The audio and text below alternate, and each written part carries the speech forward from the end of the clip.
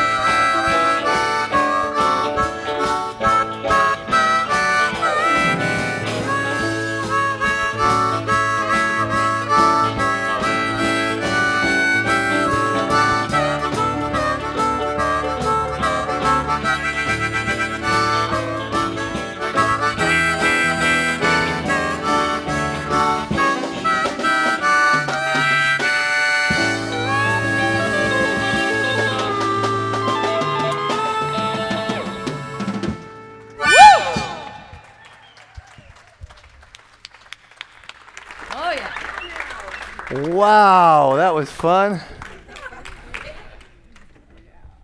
Give me some more applause. Give the band some more applause. Give Paula some more applause. All right. So, anyone feel joy in your heart today?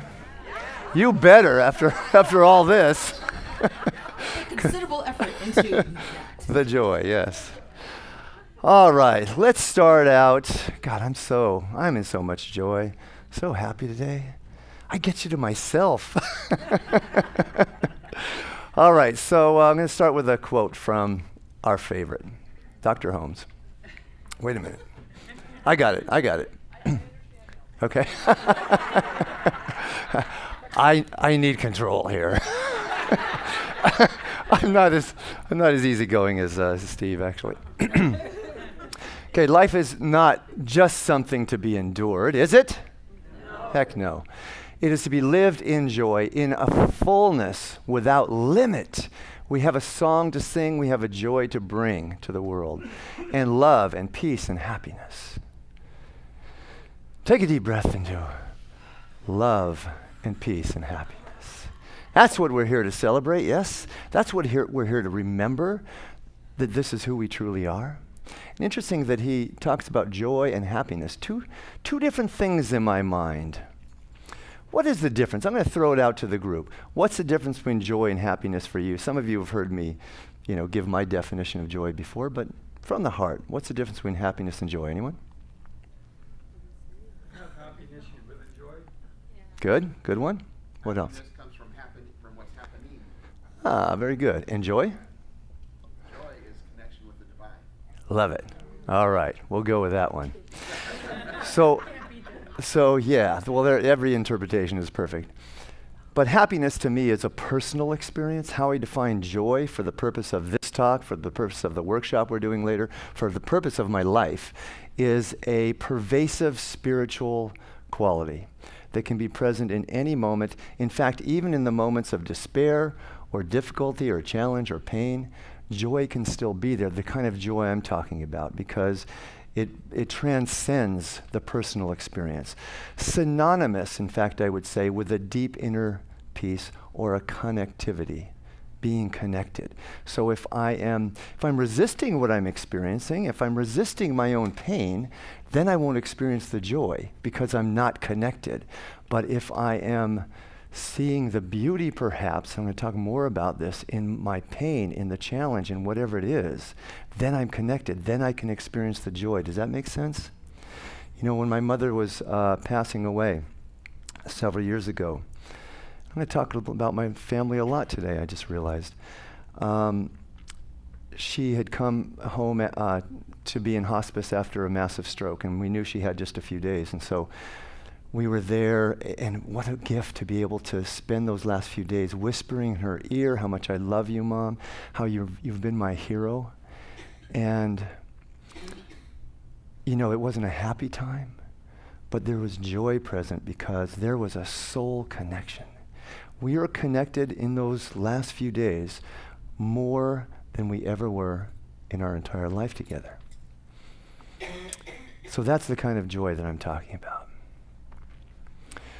So I have a quote from Esther Hicks, the Abraham teachings. If you had one goal, and that was to feel good, you would never again need to hear another word from anyone. You wouldn't need to take the workshop today, by the way. You wouldn't need to come to the class I'm doing on Tuesday. But you might do so anyway, just for the joy of it. Not because you need to, but for the joy of it. You would live successfully and happily and in a way of fulfilling your life's purpose ever after. Feel the truth in that?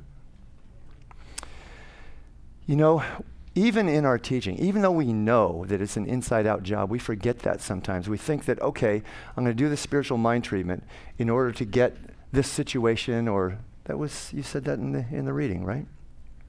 To change the outer reality. But the truth is that it's always an inside-out job. There was a quote that Dee did in the meditation a couple weeks ago, that happiness doesn't come from good things happening. Good things happening comes from happiness. Or I would say even at a deeper level, joy, an inner experience of joy. It is an inside-out game, and we forget that. We think, oh, when I get the better health, when I win the lottery, when I get the better job, then I'll finally be happy. But the only way it really works is to be happy, to be joyful, to be fulfilled, to be in experience of love and freedom right here and every moment. Paula in the first song, you can't take that away from me. No, that's the one thing that you can't take away. I had a woman who is the daughter of a very good friend who attended the Busting Loose from the Money Game class that I did 4 years ago. You remember this, Rob? I think you were in that class. And she was on suicide watch the week before, and her mother convinced her to come to the class. And she'd been in my classes before. She had had a history of drug abuse, and she came to the class, and she got the message, which is the only thing that's important is living from an inner experience of freedom and joy. That is how I sum up the Busting Loose from the Money Game book and teaching. And she got that that's all I have to do. She came back to the second class. She said, all my life I've been comparing myself based on what society tells us is important, like what kind of car you drive, what kind of job you have, who you're with, what kind of place you have. She was living with her mother at the time at 26 years old, I think she was about. And she said, I understand now. The only criteria for my success as a human being is whether I'm feeling joy or not. Doesn't that simplify everything? And if I get that one thing, everything else comes into alignment. In fact, if I live from an experience of freedom and joy, then if I had a Science of Mind book, I would hold it up right now and say, everything in this book will come into play without ever having to read it. Now, I still suggest you read it because it's a great book, and it'll bring you joy to read it, and it'll bring the understanding of how it's working, why it's working. But if we simply get living from an inner experience of freedom and joy, everything comes into play. Every metaphysical principle that has ever been espoused happens easily and effortlessly and naturally. Pretty easy, huh? So, what else was I going to say about that? Okay, I've got a quote from Pam Grout, and this, I think, brings it home. I did this quote on last Wednesday when I spoke, and I repeat a little bit of that today. because we need to hear it again, including me. Once you can say, this might be my favorite quote in the last few years. Once you can say, this is the best thing that happened to me about everything that happens in your life, you'll be aligned with the FP, the field of potential. You align with the FP by loving everyone, by seeing the face of God in everything, by feeling happy, by being joyful and grateful for everything, no matter what. Instead of letting the apparent reality, the veil of illusion that was in our opening affirmation. Instead of letting the apparent reality dictate your feelings, you line up with the FP, which knows nothing but love, peace, and perfect contentment. Let's take a deep breath into that.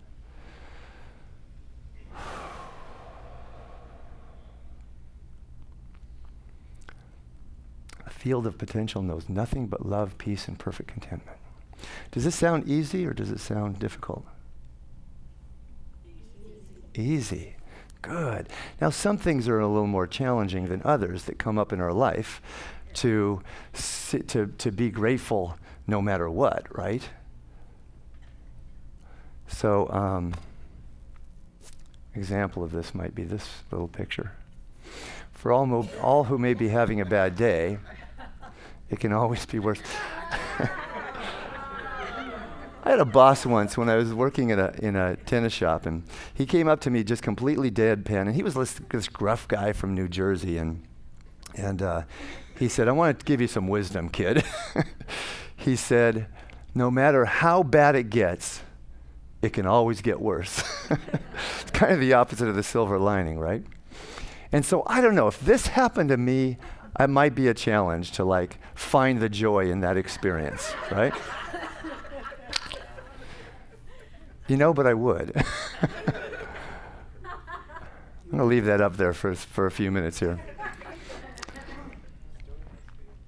So when I used to go around and lecture about radical gratitude after my book, The Magic of the Soul, was first published, one thing I would say quite often is, and I find this, and you've probably found this, and some people in here have probably had direct experience about this, is when someone is healed from a life-threatening illness, directly after that, maybe even for years to come, but for sure directly after that, they appreciate everything in life, right?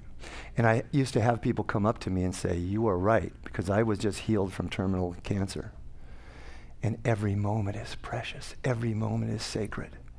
If I stub my toe, or I get a cold, or something horrible happens, it reminds me that I'm still here, right?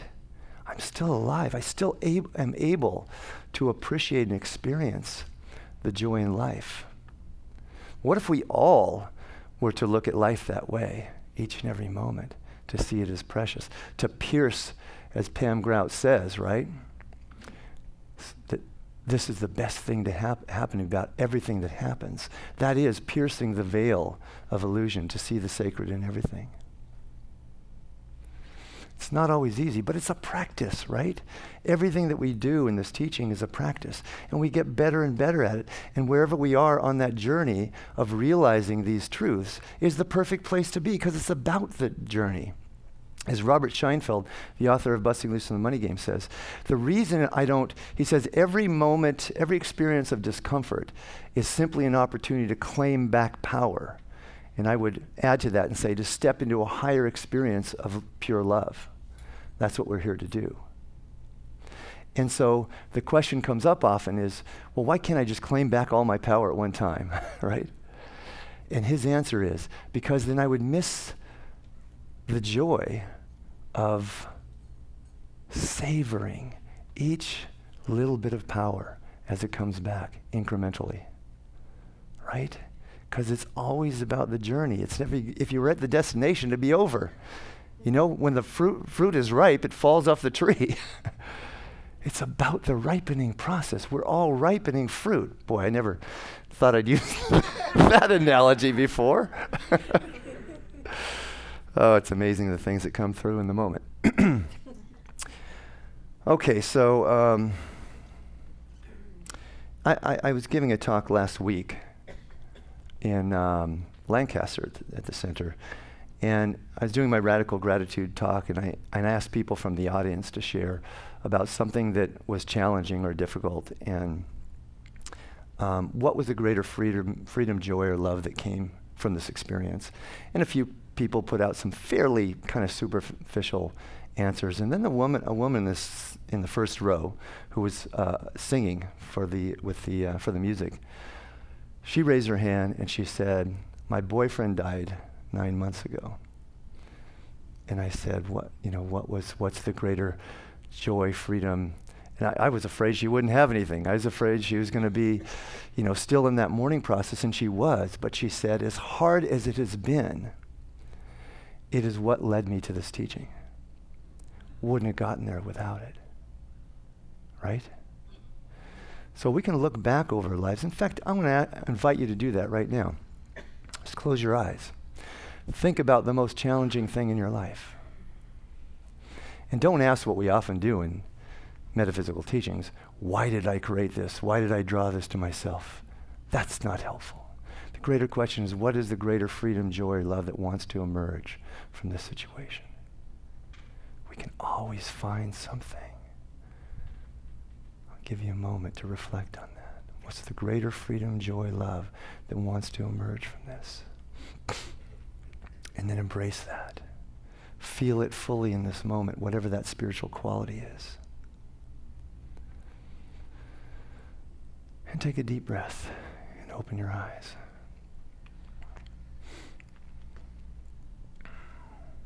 I want to share with you an experience that happened for me just the other day. And as I was preparing the talk, thinking about the talk over the week, I thought, I go around the country. I talk about the joy factor. I do this workshop. People love it. Attracts a lot of people to it. And sometimes I think, do people see me just as the joy guy? Does he have any challenges, right? And I thought, it'd be nice if I had something challenging to share. Be careful what you ask for.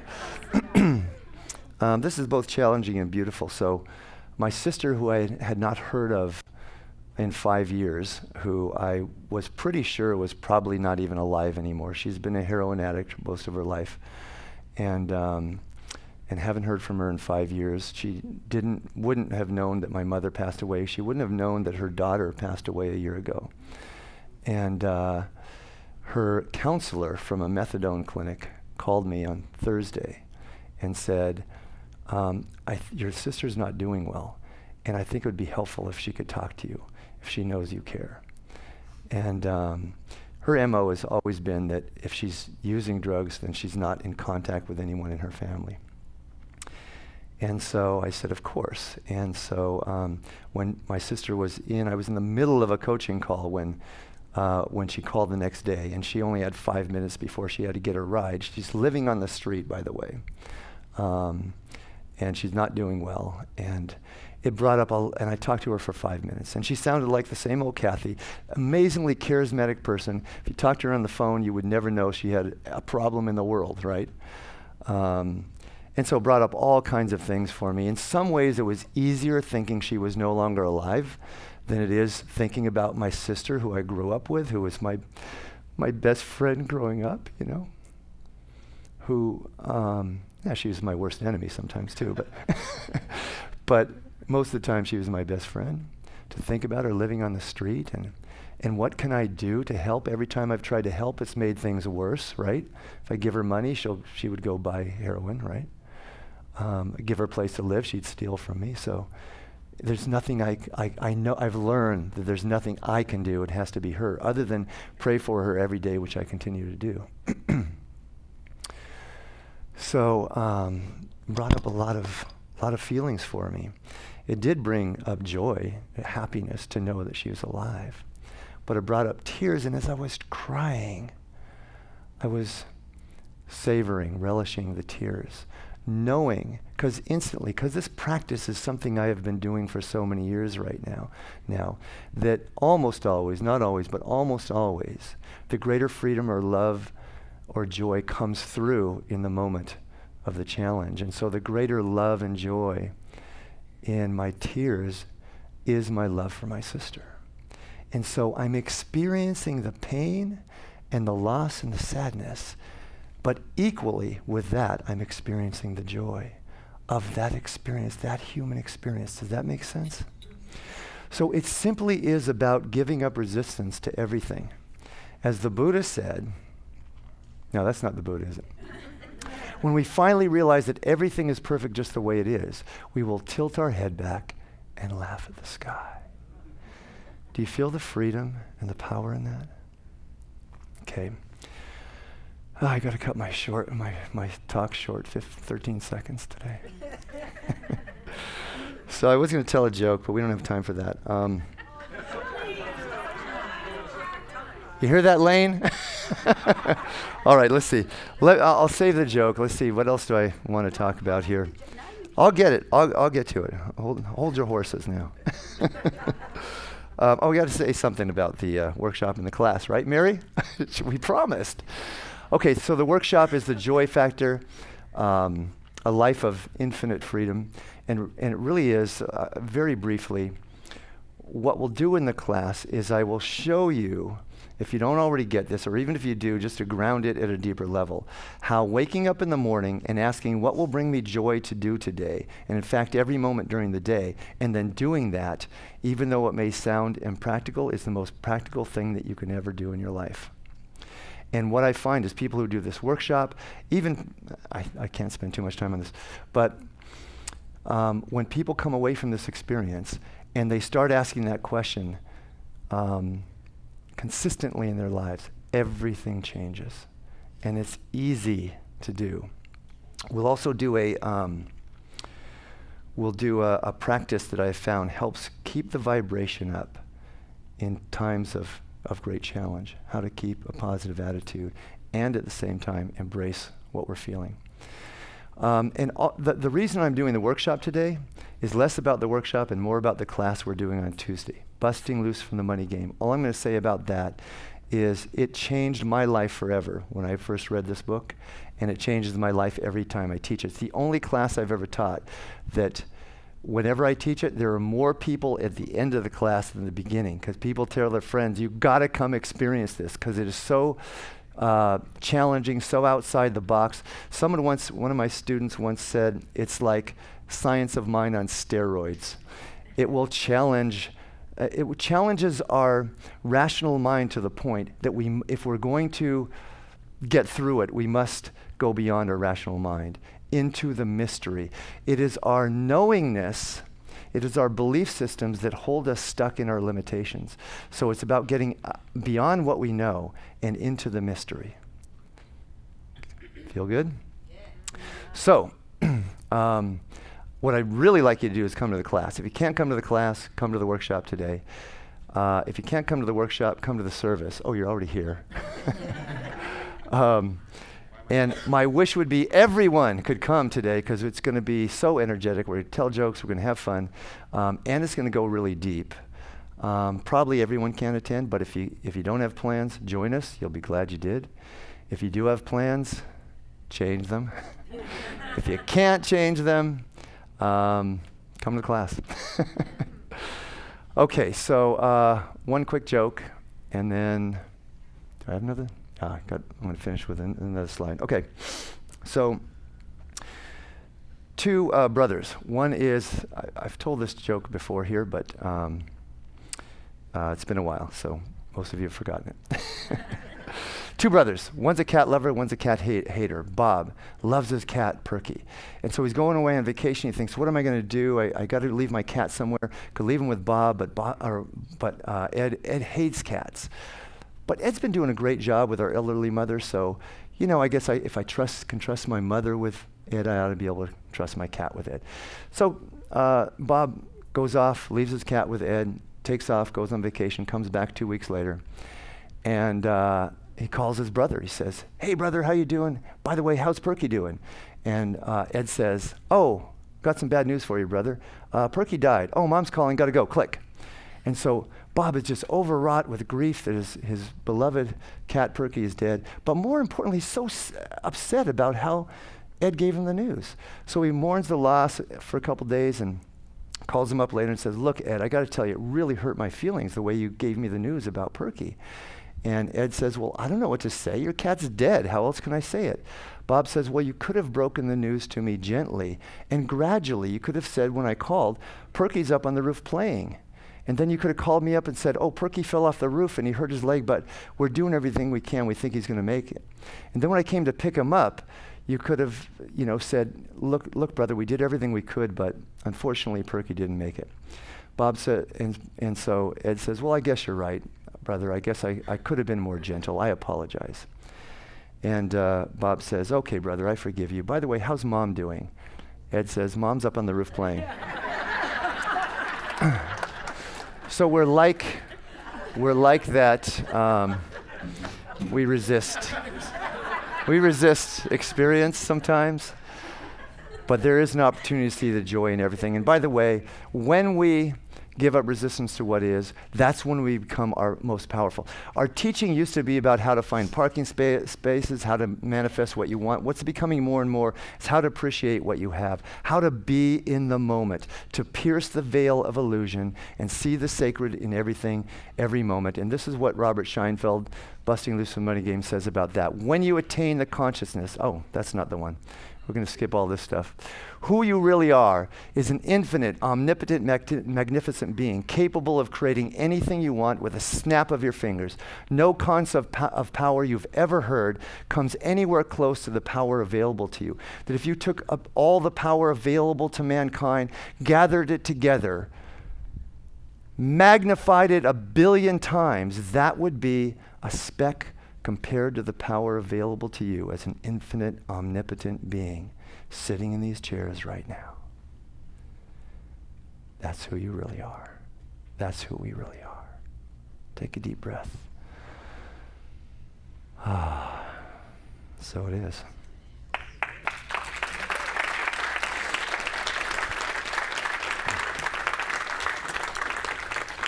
All right, let's pray. Do we bring the box up now? Healing box? Okay. This is a very healing box, by the way. All you got to do is stand anywhere near it. Boom, instantly healed. And if that doesn't do the trick, then put something inside it. You're way back there. And we will pray for you. And the practitioners, they take these and they pray in the prayer room while we're doing the meditation. And yeah, I'm in charge today. Okay. So for all the prayers in here, for all the prayers in your hearts, let's take a deep breath. And feel the healing presence of God right here and right now. And know that all that's important, the only thing that's important, is that we get this simple truth, that if I feel joy, if I feel freedom, if I feel love in my heart right now, that's all that matters. How easy can that be? We just did it. We're doing it. We're there. Deepak Chopra says, enlightenment isn't any long, arduous road. It's just being happy or joyful in this very moment. And as we feel this joy, we know that everything in our lives comes into alignment with the field of potential. We see it happening, we feel it happening, we know that it's already happened because we've experienced it in mind, in feeling, and energy, and it's showing up in the world of form is a mere formality. It's a done deal. And so all that's left to do is to be in gratitude, to celebrate as we scream out the words together, and so it is. And so it is. Song.